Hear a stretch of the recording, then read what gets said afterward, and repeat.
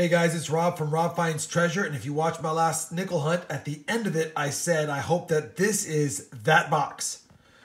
Well, hopefully it is, and hopefully it's not that box that is full of uncirculated coins. So we're going to go ahead and crack it open and hope that I have a box of circulated coins here.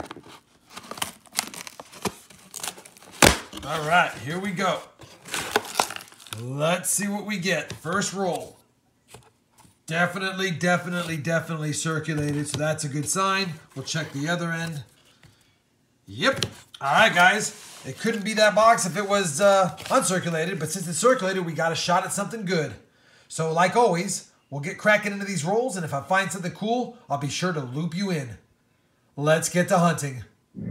Okay, guys, 10th roll into the box. We got our first 40s coin. 1946 Philadelphia. Goes nicely with the 450s I've already pulled and a 2009. Let's keep looking. Okay, guys, 13th roll in, and they were spilling down, and look what I found here. It's a 1942. It doesn't have the silver look, though. Let's take a look together. Yeah, it's not. It's a 42 Philadelphia, but I'll take it. It's our second 40s coin, and, you know, it's hard to come across the 42 non-silver, so I'm pretty happy with that. That's a good sign. Let's get back to the box. 28th roll in, and I can see it behind this one. We've got another 1941, and it's a Philadelphia. So we'll take it. That's our third from the 40s. And if you recall, my last box, I only got 5 from the 50s and 5 from the 40s. And we already have 7 from the 50s and 3 from the 40s. So it looks like it's going to be a better box. But you never know, so let's keep looking. Roll number 33, guys. The last coin of the roll is a 1948 plain. We'll take it. That's 4 from the 40s. And let's get to the next roll. 43rd roll in the box. We got another 40s coin. 1940. It's in pretty good shape. It's a Philadelphia. So that makes now a total of 5 from the 40s, 10 from the 50s, and an 09. Let's keep going. All right, guys, roll number 48, and this is why you don't give up on a box. Look at this. Sliding down, we got our first Buffalo of the 2 boxes. Let's see if there's a mint mark. Doesn't appear to have a mint mark. And it's pretty worn down.